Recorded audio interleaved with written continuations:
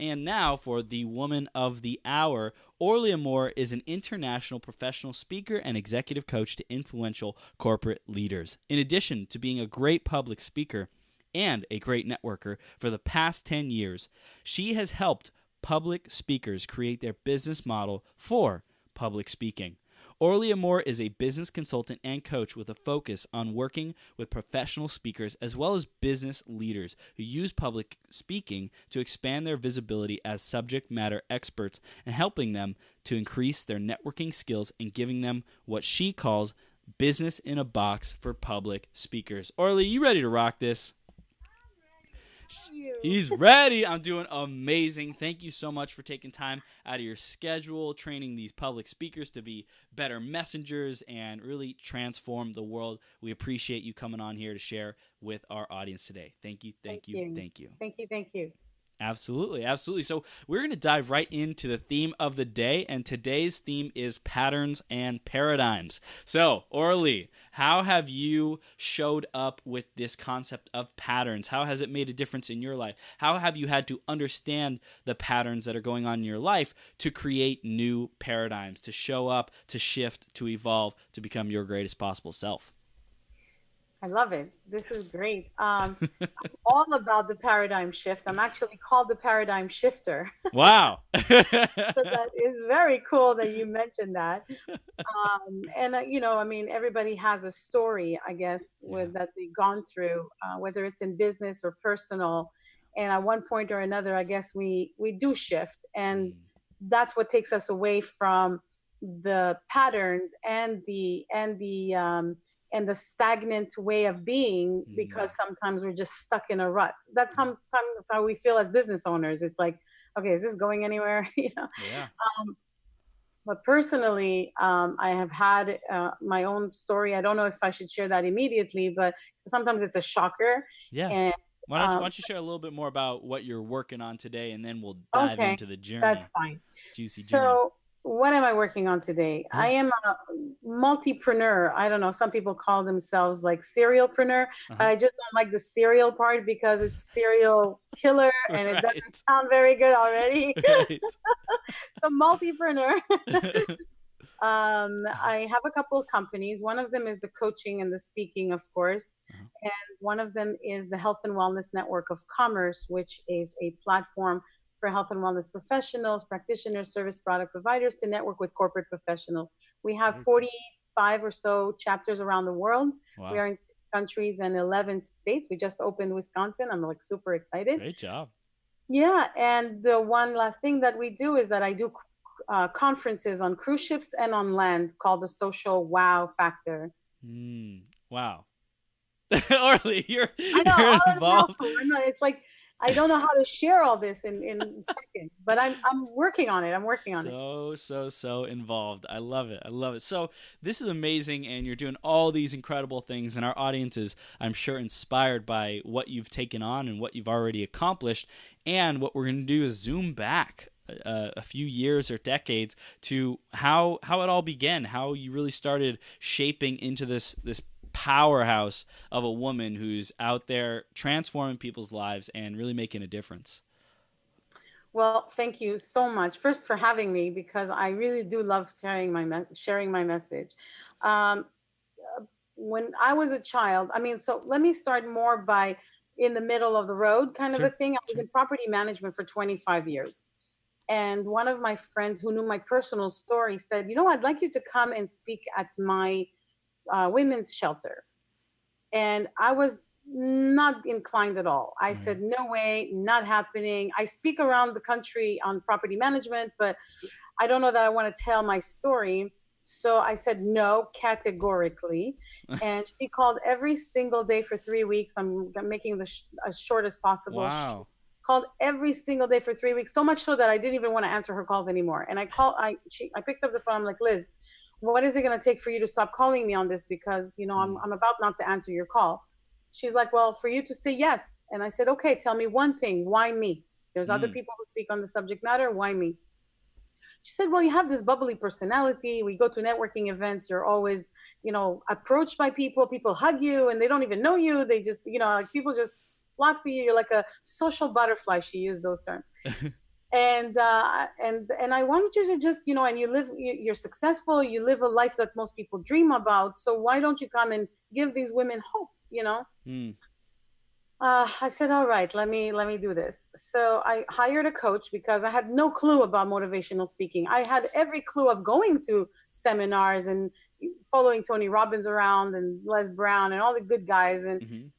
but that was not me speaking. It's like just listening. Right. So I hired a coach to get this done, and a few weeks later, I was speaking in front of this big crowd, 170 people. That's including the staff and the women in the crowd. Mm-hmm. And unlike property management, after I got done speaking, first of all, there was no dry eye in the place, and Mm-hmm. second of all, is that when I got off the stage in property management, I was just asked more questions about the business side, but this was more like hugs and thank you for Mm. sharing and thank you for giving us hope. It was just tears and hugs and all that good stuff. I was not used to it, and it was very overwhelming for me as a person because I've put everything I've been through behind me, not in front of me, so it was kind Mm. of a weird kind of feeling, really. Right. And at one point, one woman came up to me and she was crying profusely. She basically could not even breathe, Mm.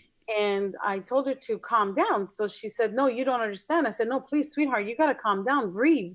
You gotta, everything's gonna be okay." She's like, "No, you do not understand." And then at one point, it was back and forth a lot, and everybody around us was quieting down. And at one point, she screamed, "No, you don't understand!" And I was really, I'm actually getting goosebumps telling you this story. And every time I tell this story, I get goosebumps. She yelled at me, and so I was really taken aback, and I I didn't know what to say at that point. She took out a piece of paper out of her pocket and she showed it to me and she said, "Look, this is how I was going to kill myself this morning. In fact, I don't even remember the drive from my house to the shelter. I don't know how I got here. But see, that's not where I was going.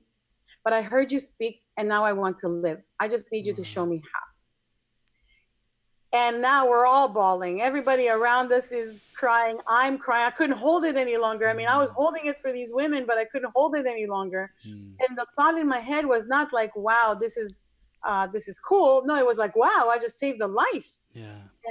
And it just resounded with me on the feeling of what it took to do that, and me being so reluctant to share my story. Mm. Actually, that's going to be one of my TED Talks, not only telling my story, but it's the hide or not to hide, why it's so important to share. Mm. And this is one of the catalysts of why. And my story is that I was beaten up. I was beaten up as a child.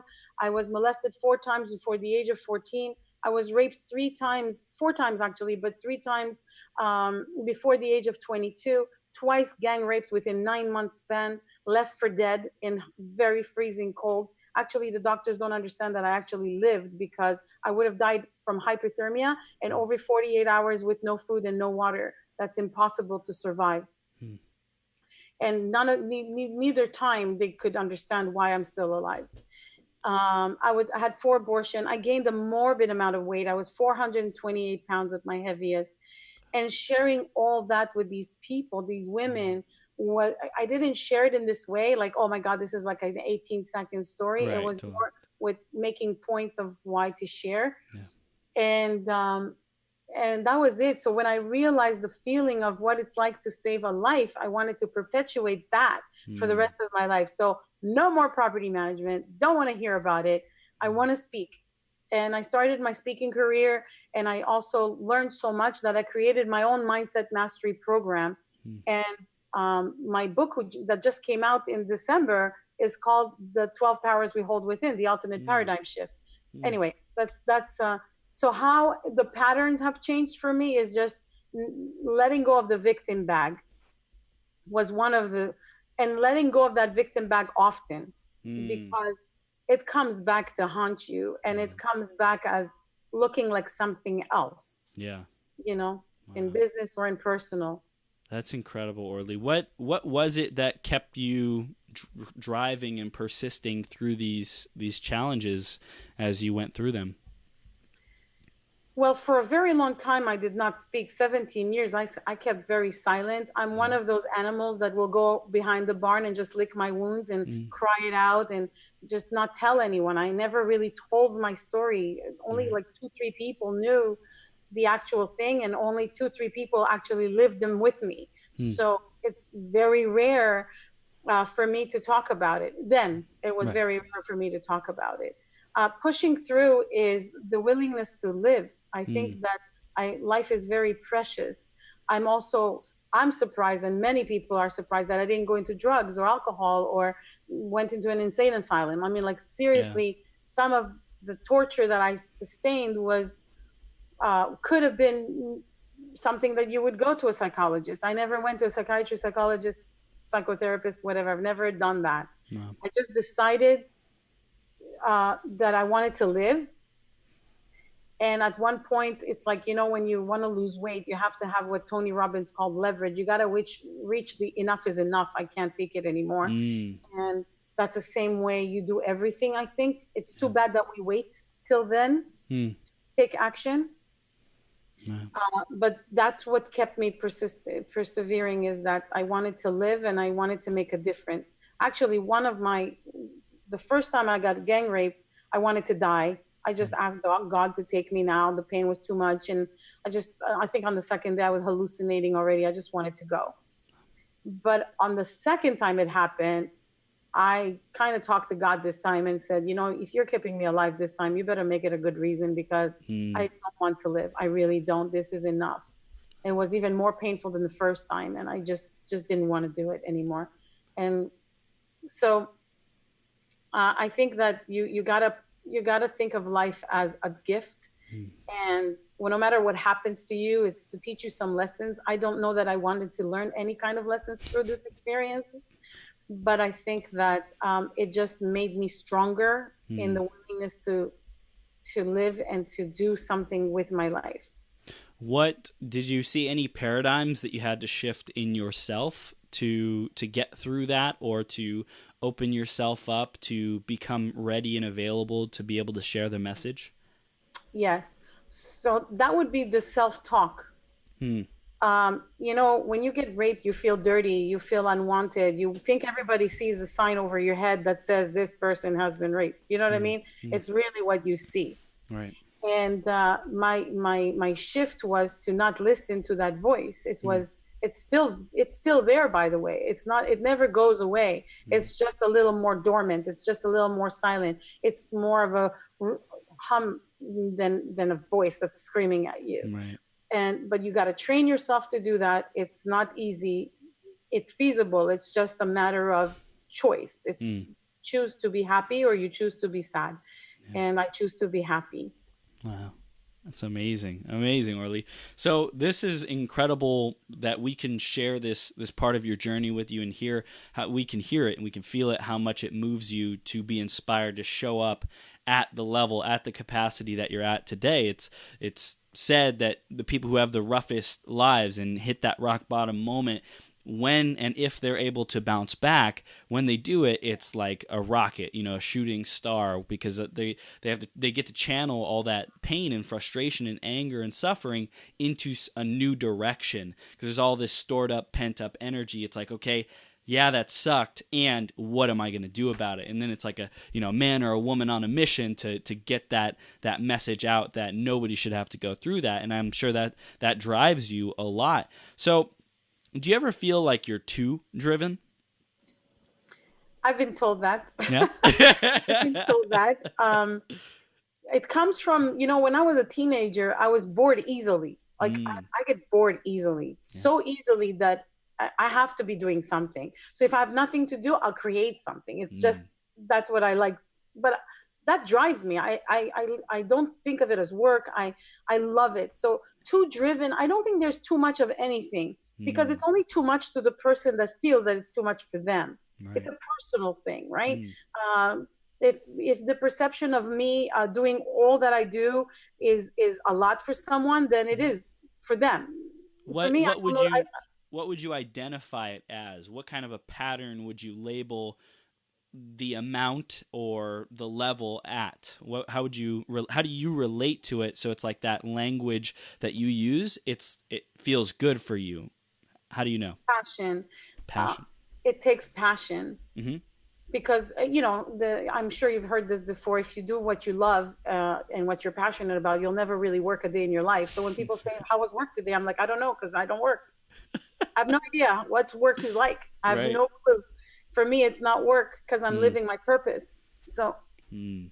So I get that if something I'm passionate about this, someone says, "Oh, that's too much." It's like I'm super passionate about this, and if you think it's too much, that's your perception. That's one way to phrase it. Another way that I thought of is it's the perfect amount. I'm always investing the perfect amount of I time, love it. energy, money, and effort into all of my activities to create the outcomes, the results, the dream life that I desire. I love it. Sweet. If ever I get asked that again, I know how to answer. It is totally the perfect amount. And if someone criticizes me, I'm like, no, it's the perfect amount. I'm doing exactly what I'm supposed to be doing. That's right. Agreed. Agreed. I'm gonna give you credit for it. Don't worry, Chris. Passionate and perfect. That's what it is. Love it. Love it. Awesome, awesome. So yeah, that's great. And let's start diving into this speaking training and being able to build a business speaking, because we have a lot of authors, speakers, coaches, messengers, people who want to share their gifts, their challenges, their triumphs, their tribulations, all of it with the world to make a difference. So where do we start, Orly? How do we get started on this path to being a professional speaker, booking gigs, having it be our income, our livelihood, and living a life that we truly love? So let's start with my tagline, which is if you have a message, somebody is willing to pay for it. Mm, Start beautiful. with that. So if you do have a message and you're a speaker or even a coach, whatever it is that you do, an author, you have a message, somebody's willing to pay for it. Just Mm, know that basic wow. foundation to everything. Yeah, I'm a business coach for public speakers, so I don't teach them delivery and crafting a speech. I hire coaches for that. totally. But if you think that you're a bad speaker or a good speaker or whatever, don't worry about it because it doesn't matter. Whether you're good, you're bad, you don't have experience, you have experience, has nothing to do with getting paid. Okay. You will be paid, you'll be called back if you have a good message. That's all that really matters. Mm, You're solving a problem that matters. yeah. Um, and if you think that people don't want to hear your message, take that out of the equation completely. Mm, It's like one of those things that speakers have is that, oh, why would I go to this conference? They're not going to want to hear what I have to say. mm, And it's such a misconception in this arena. And I'll get back to that in a minute. okay. Let me give you a couple of statistics. There are 64,000 events a day in America that pay public speakers. Mm. 64,000 a day. 64,000 a day Wow. in America. That's only North America, Canada, USA. That's it. That's not the world. And that's that's pretty hefty if you think Yeah. about it, right? None of us are going to be able to reach that many. The second statistic is that it's $100 billion a year industry. Wow. Yet only 1% of speakers make more than $100,000 a year. Hmm. That's sad, if you ask me. And a decade or so ago, when I started, I was 4 years into my public speaking, and I went to my friends who are public speakers, and I said, the average public speaker should be making 150 grand a year, at least. Mm, mm, And they all looked at me like if, I came out of space, are you crazy? Some of us make 70, maybe 80, some of us 50. Are you even 100? That's like ridiculous, but 150, you're out of your mind. I said, mm, look, guys, I'm tripling that. But if you guys are happy where you're at, you continue doing that, and I'll continue doing what I'm doing. mm. Funniest thing happened in June 2017, like exactly a year ago. The NSA, the National Speakers Association, came out with an article that said that the average minimum wage public speaker makes $177,000 a year. Now, not only that, Wow. they don't take those numbers from the people that get paid 50. They get Right. paid. They look at the people who make a couple of 2-digit six figures. Right. So $300,000-$400,000. That's where they're taking that from. Right. It's not even accurate. Not even, and I'm thinking, I've been saying for 10 years that it should be 150 minimum, like minimum wage, $10 an hour kind of a thing. Yeah. So that's what started irking me, that I know this information and speakers are so far behind on the business side of it. Right. But I did not realize it right away. I went to about 8 years ago. If you would have told me that today I'm coaching public speakers on the business, I would have told you never happening. I did not want to do this. It's funny, but that was not in my mind. I was traveling the world speaking. I'm a certified behavior analyst, so I go into corporations and teach their salespeople how to close the deal 98% of the time through profiling and human behavior. Wow. So body language, all that stuff. It's incredible. So I never really thought about coaching anybody, really. Mm-hmm. So I went to this conference in Arlington, Texas, 8 years ago. And I was standing in the breakout room just, drinking some tea. And these three guys are looking at me and they came over. One of them says to me, "Aren't you Orly Amor?" And I'm like, "Oh, my God, do I know you? I'm sorry. Don't remember." And he said, No, we've never been introduced officially, but I've seen you on the circuit. I'm like, "Oh, okay." We introduced each other. We started talking shop talk, speaker talk, right? I'm speaking here. They're always outdoing each other. I just listen. So seriously. And so at one point, one of them says to me, "How did you get this gig?" And I'm like, "I don't know. I called. I told them how much, I told them what I speak about. I told them how much I charge. They paid me and I'm here." So they looked at me like if I had three heads. "You got paid?" And I'm thinking, I thought it was normal. So I'm like, "Why, you didn't?"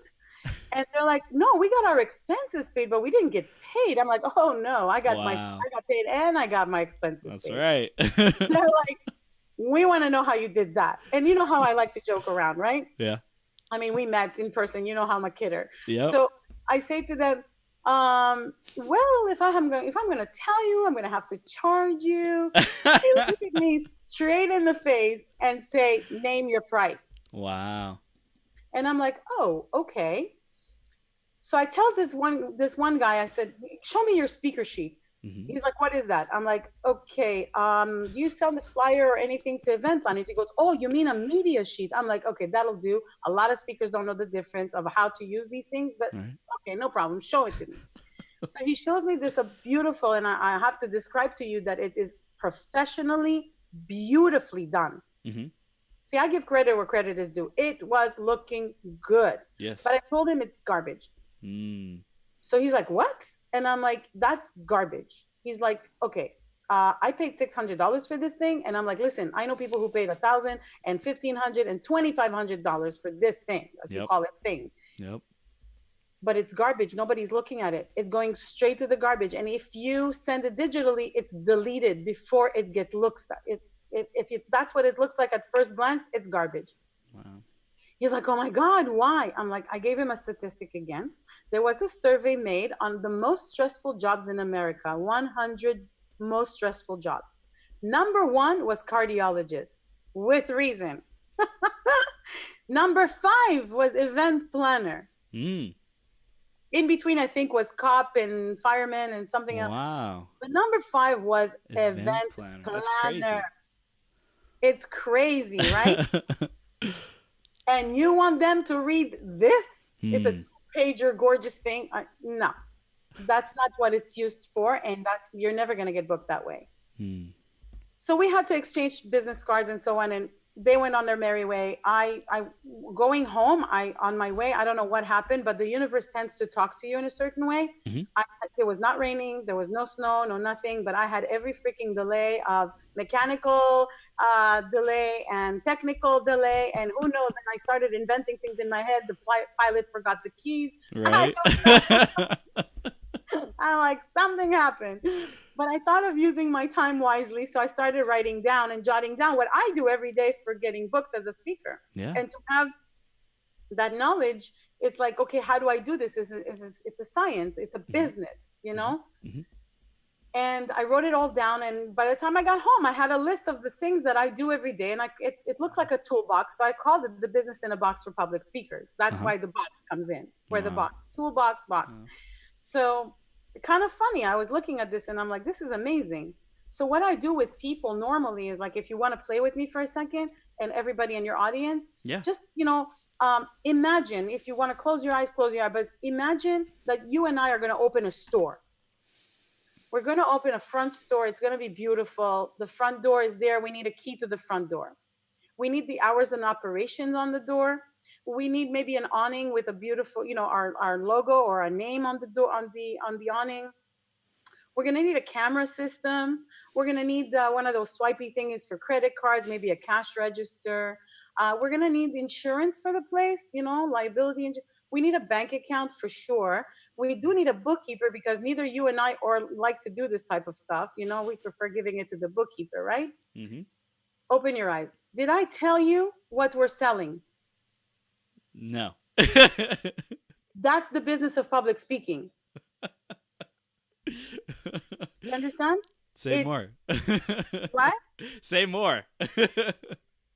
That's the business of public speaking. It's the infrastructure. If you don't have nobody's going to come and buy from you if you did not go in, if you don't have your cash register. How are you going to take money from people? So if you don't have a contract, if you don't have the things, the tools that you need to work this business side of it, then you're going to be floundering. And I call that floundering because you're swimming across the ocean with no direction.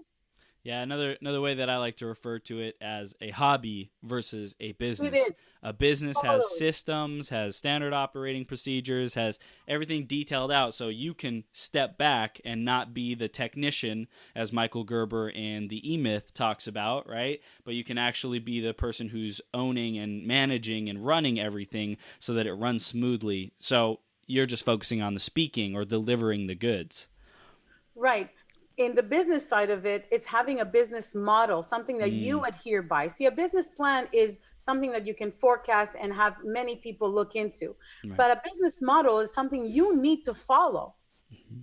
Only you need to follow. And of course, your employees at one point or another, but you need to follow this business model. It's rules for you as a business owner.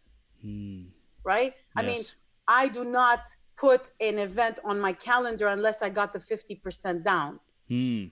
That's a part of a business model. Totally. Because I need to adhere to it. Orly needs to adhere to it. So that's what I show my clients. And I build the whole infrastructure for them. My genius is niche marketing them, meaning it's a lot of people think, oh, well, my niche is women or my niche is, engineers, whatever. It doesn't really matter that's not what I'm talking about. I'm talking about a niche title. I can take 10 I was just talking to somebody about this. I can take 10 HR people and give them each a niche title that will brand them as the go-to person without hindering on each other. Wow. They will be known for something. I'm known for the paradigm shifter. That's what I'm known for in corporations. In corporations, okay. Yes. And now I'm in the public speaking world. I'm known as the creator of the Business in a Box for Public Speakers. So we need to have this business model that we're able to follow. And most people are trying to like piece things together or wing it or just try things out. What happens when they do that? They miss out on opportunities. They don't have a system. So if somebody asks you for something, an event planner says, okay, send me such thing, and you don't have it, guess what happens? Somebody else has the job. You don't. You have to have it within seconds. They don't have the time. Remember, they are the most stressful job in America. Yep. That's why you need to be ready for them. You need to be ready to open your own store. People sometimes, I want to make, I want to make $200,000 a year, but I want to get up at noon. Like, that's not going to happen. Tony Robbins used to say, I want to be a millionaire, but I want to wake up at noon. Not happening. Even millionaires, they have the money and everything. They still get up at 4:30 in the morning. Totally. They get their gym in, their exercise in, they get everything in. Yeah. So for somebody to say, I'm busy, like one of my, I love this one. My mentors, without being my mentor personally, is Sir Richard Branson. Mm-hmm. Okay. And he has like over 300 and who knows how many, almost 400 companies. Yeah. Of course they're run by other people. Of course but the guy has 400 and something companies. So if you're going to ask busy, I'm like, okay, when you get to be him, maybe you can tell me you're busy. Otherwise, you continue working. And A lot of people get comfortable too. When they're making enough money, they just sit back. Mm. And then, oh, I don't have any money. I'm not going to be able to make the bills. Maybe I should start calling people. Maybe I should start networking. Mm. Whoa, you should be doing that as a business model on a regular basis. I'm 15 years in, almost 16, 15 years in, and I'm still doing everything every day. The same things I used to do then, Wow. where then I used to do it 8 hours a day because I was so driven for that one thing. But now I own different companies. So Mm-hmm. yeah, my time is a little bit different, but I still do the things for public speaking every single day. Mm. Whether it's a half an hour and an hour, I still get in what I need to get in. Mm. Wow. So So you what? got Once sorry. once we know that we need some systems in place, how can we start executing, or is there a way to start building the business or start actually approaching these people with some confidence and some certainty that it's going to work? You see, that's what goes into my program: how to Mm-hmm. contact them, when to contact them, how much to charge. Mm-hmm. You see, I get a lot of people who say, oh, you know what, I know a friend of mine made $10,000 speaking, I would like to do that. I'm like, okay, great. How much have you ever been paid to speak? Oh, I've never been paid to speak. Okay, let's start with that first, because being a $10,000 speaker takes time. Yes. And it's a lot of things that people don't know. So first you got to know if you have everything in place Mm-hmm. to do the business side. Mm-hmm. And then whatever your delivery is, it doesn't matter. You need to know you have to have all your ducks in a row, your forms, your stuff that they are going to need. You need to know what questions to ask so you don't continuously bother an event planner. Mm. So it's like having the timeline in mind, a framework of how it might unfold as well. Like if it takes longer than 3 weeks, then you should probably do something else or stuff like that. No, there's nothing that takes longer than 3 weeks. Mm. Everything takes exactly 2 minutes a day. If you want to do it for 5 minutes a day, do it for 5 minutes a day, but do Right. it every day. Right. The thing is that even if you get hired, you don't get hired for tomorrow. That's very Mm. rare that it'll happen. Right. You'll get hired for 3 months from now, from 6. And remember, they still give you a portion of the pay immediately. So you're not making money, but Right. you're not speaking right away sometimes. And if you're just starting out, then you're doing some coaching and you're doing some book signings and you're selling books and you're coaching, then you're making some kind of money that sustains you Mm. until you speak. And Yeah. when you speak, you have your packages together, you have everything together, you know how to sell it, you know Mm. how to pepper your speech in order to sell for the back of the room. A lot of people call it selling at the back of the room. You don't need to sell at all. Mm. People who want you will come and see you. But if you pepper your speech properly, and I show them how to do that too, I put the packages for them together because there's a lot of people out there that have all these different packages and different things. And Mm-hmm. oh my God, right? Literally, oh my God.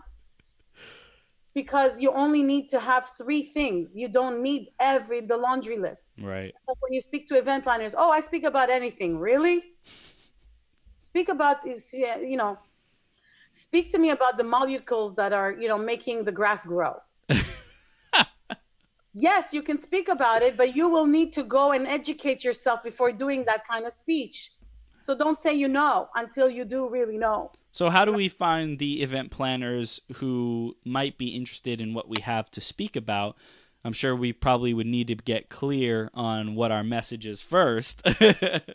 Well, that's one, but I'm going to tell you one thing that you just said that is actually a mindset of public speakers that is completely wrong. Event Ooh. planners are not looking for your type of speaking. Okay. They're looking for diversity. So any event planner is good. Okay. You can go on Meetup and start speaking on different Meetup events, Mm-hmm. Mm-hmm. maybe not get paid, but be able to pay to sell your coaching package. Now, here's the thing: if you get paid, if you sell one of your coaching packages through your public speaking, you got paid to speak. Mm. That's not a revenue that would have come otherwise. Right. It Right. came from public speaking. It's counted for public speaking. Right. When I go to networking events and then I meet one person and we go, hey, let's go have coffee, and then we share what we do, and then all of a sudden they want to hire me, that is different. That's not through public speaking. I really got this out of my own efforts of networking. Right. But when I'm on a stage and I'm speaking and somebody comes and hires me, that came from that. There's also a lot of people that don't understand the pay to play part, which I'd like to tell Sure. you a little anecdote on that really quickly.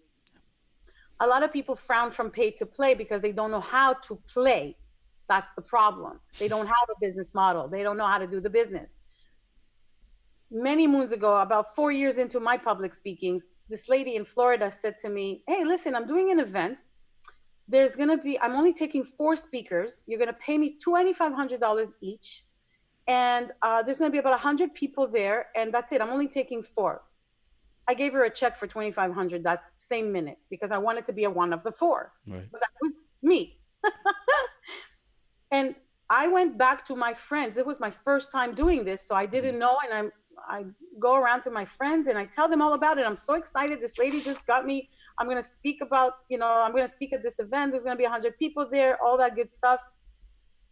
And they each said this different times. Are you crazy? What's wrong with you? You just gave her $2,500. She just made $10,000. She might not have many people there. Maybe she's going to have 20. What are you going to do then? Who are you going to sell to? What if you don't sell anything? I mean, literally all day long, that's all I heard. Wow. And I went home and I had buyer's remorse. Have you ever had that? I was crying. I'm like, oh my God, I just gave my mortgage money. And it was really my mortgage money. My mortgage was $2,400, literally. So I was like, right? And so 30 seconds later, I'm like, wait a minute, you've been doing this. You're doing better than them. Why are you even listening to that?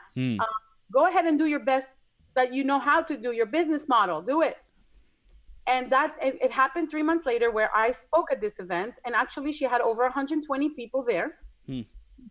And because of my business model, and this is why I want to share this with you, because of my business model, the year following that one event, I made $92,000 just from that event. Wow. Hell of a return on my investment. Yes.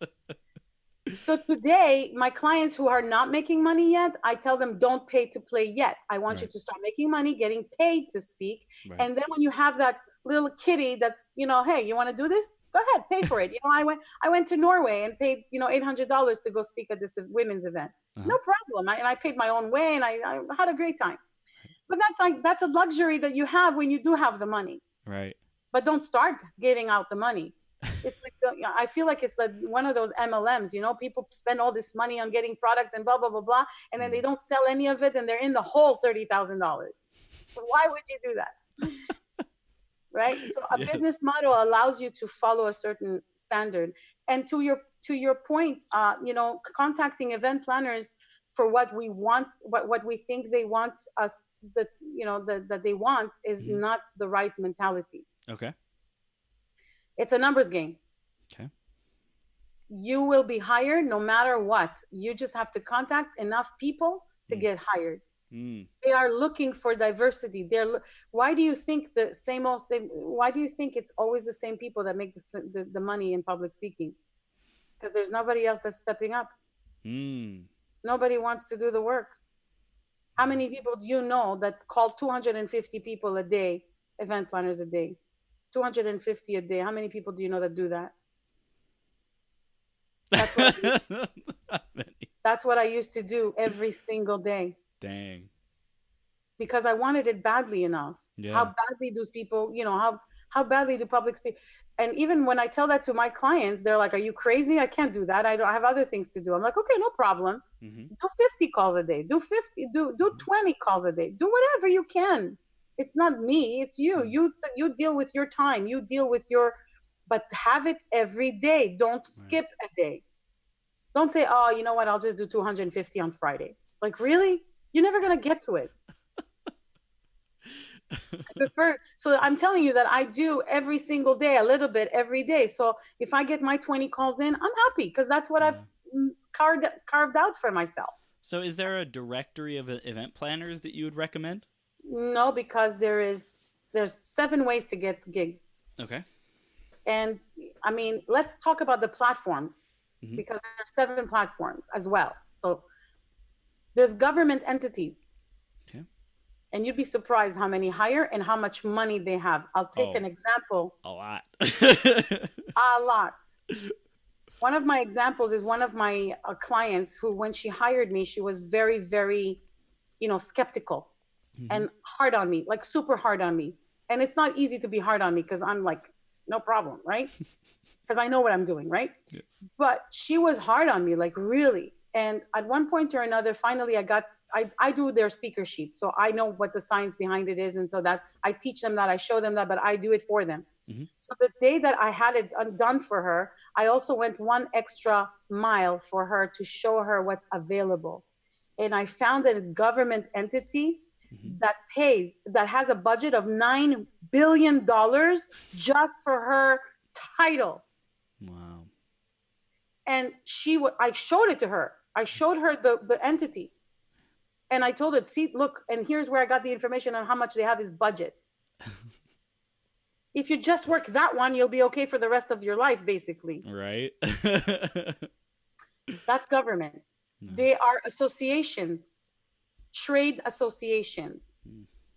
Some people think that, oh, you know what? I'm a motivational speaker. What am I going to go tell plumbers?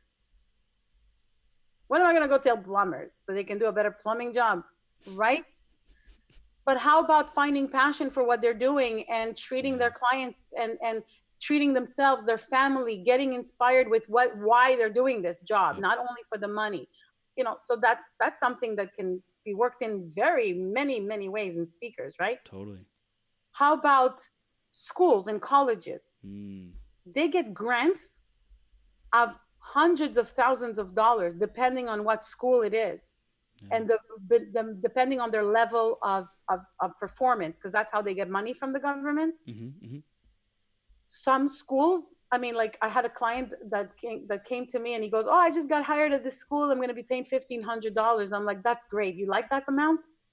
He's like, yeah, I mean, that's great. I've never been paid $1,500. I'm like, that's great. How would you like to know that they had $10,000 to give you, but you just didn't know how to ask for it?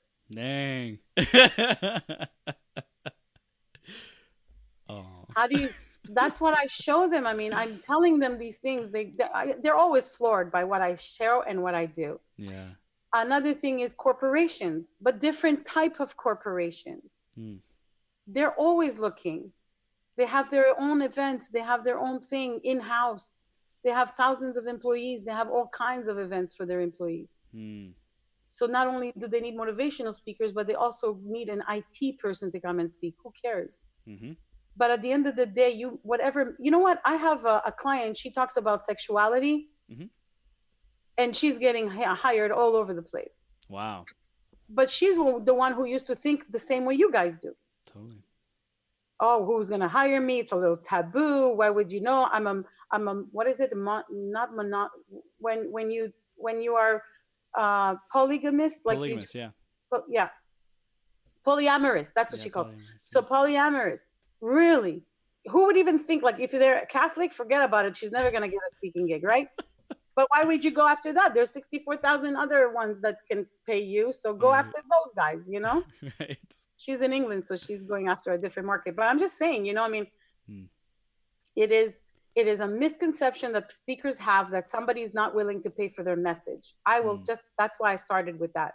If you have a message, somebody's willing to pay for it. What's your opinion on a TED Talk and when that would come in someone's career?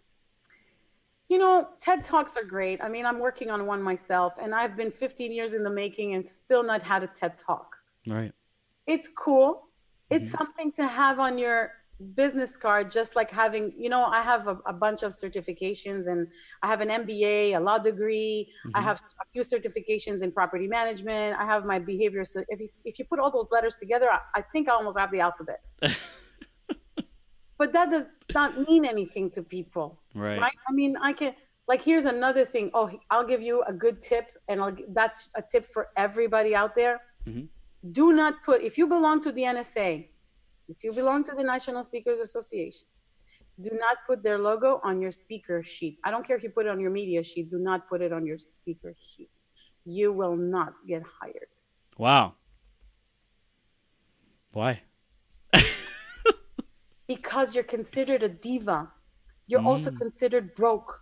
So a lot of people in NSA do not make money. I'm sorry to say that. And I don't care if there's people in your audience that say, oh, well, I make that money and I'm, but you're one out of how many? When does the NSA really help you get gigs? They show you how you can do things to make your life easier. Yes, they bring great speakers in that always have a product to sell. But when have you really made, so I always ask this question of people that I'm not knocking them down. I'm just Right. saying, Right. when has the NSA helped you get money? Well, this is just like Toastmasters for me when I was first starting out my journey. I was like, "Ooh, Toastmasters, communication, leadership, let's go kick butt." And I'm there for 2 years, and I'm like, "Is this it? Like, is this Right. all that there is? Like, And becoming the president of." I'm a 3-time DTM in Toastmasters. Wow, I that's love nuts. I love Toastmasters. Yes. I love it for the giving back. This is my way of Mm, paying it forward and giving back. I go there so I can support and help. wow. I opened a chapter, a club here in New York. When I moved here, there was no club in my area. I'm like, okay, let's Wow. open a club. Yeah. Yeah. Well, I knew how to do it. I was an area governor in a district, Yeah. blah, blah, blah. Like, okay, enough. Right. But I still go from time to time and support my friends and whatever. It doesn't matter. Toastmasters is not bad for people who Mm, want to test their public speaking or their speech. They should go to Toastmasters, because one thing you don't want to do, and that's another tip for your audience, don't ever practice on a paid audience mm, wow. ever, Wow. right? Right.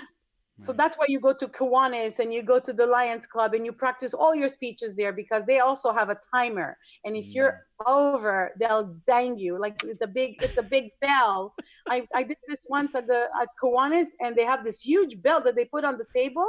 And if you go over that 18 minutes, bang, that whole thing goes bang, and it's loud. You have to stop talking. There's no way you can continue talking over that thing. It's hysterical. But if it you want to is. test yourself, that's where you go. It's perfect, perfect. So, we're beginning to wrap up here, and the time is flying by, Orly. I What, know. what, what else do our budding speakers or already speakers need to know to get to that next level, or to really accelerate and launch their career? Well, don't give up and do everything you can. I mean, if you go to bed at night and you ask yourself, did I do everything in my power Hmm. today to get booked? Did I Hmm. do everything I'm supposed to do? Do I have everything in place? Because if Hmm. not, that's what you need to be working toward. Hmm. So first, am I ready? Because you have to be ready, not get ready every time you get somebody calling you. That's Or right. nobody will That's call you. You have to call them. That's right. You got to be prepared for the opportunity for the moment the opportunity shows up. Right. And that's another thing from Sir Richard Branson. When an opportunity knocks, say yes, figure it out later. That's been my Mm, motto. mm, Figure it out later. Don't worry wow. about it.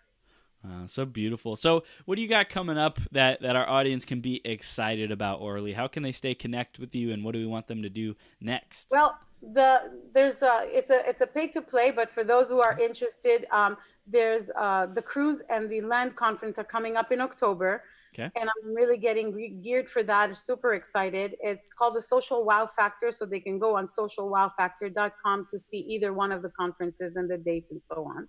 Okay. And that's what I'm really excited about, because we always go to different destinations, and the land, as much as the cruise, is always different destinations. So it's a lot of fun, and there's a lot of bonding, and a lot of the speakers come back every year. It's Mm, been 7 years we've been doing the cruise one. wow. Every year, many of the speakers come back, and I'm sure they're not paying one more time to just waste time. Mm. Come because they're getting something out of it, and the bonds and the relationships that are formed at my conferences are just amazing. I'm Uh, curious, real quick, since we're on the topic. You created this cruise, right? yeah, So, what's your opinion on other speakers creating their own event and bringing in other speakers to help fill the room, or when we're just starting out? What's your opinion on that? I would say it's not true that the speakers will fill up the room. Mm, I mean, although I've been doing it, I am still the promoter, and it's all on totally, me. totally. Most of the time, 97% of the time. So Mm, yeah, do your own events, promote them, learn to be a promoter. And if you yeah, have 20 to 40 people show up at any event, you should be happy. yeah, A lot that's of people awesome. shoot for 100, 200, and then they get like 20, 40. They're like, oh my God, how am I going to pay for this? And another thing is, like, you better have a deep pocket for your own thing, because some things cost money that Yeah. you will not maybe think of, and you will Mm, have to dish it out. So I don't want you to be under. So don't venture unless you know what you're doing, yeah. or Wow. unless you have the money to back it up. No problem. I mean, Yeah. I had to learn the hard way. My first cruise cost me in the red $30,000, Wow. Wow. not knowing what I was doing. Oh, well, school of hard knocks, school So, of hard knocks. So everyone listening, you can learn either the hard way, the expensive way, the time-consuming way, or you can do the speaker business in a box that Orly has. And Orly, what's that like? How do they take the next step with you with that route? Well, they can just go to my website and orlyamor.com, Okay. and there's a link there to my schedule. They can get a 15-minute discovery session for free with Hmm. me, and I can see how I can support them any way I can. I am a giver first, so that's a good way to start. Um, and normally, if people want to just call me up, or they can just do that also, I answer my phone or I answer my messages 917-515-6803. It's a New York number, but it's my cell phone number, and you can text me and call me, and just feel free to do that. I'm an open book, very transparent, so you can join me on Facebook and all that good stuff too. It's Hmm. orlyamore.com. Hmm.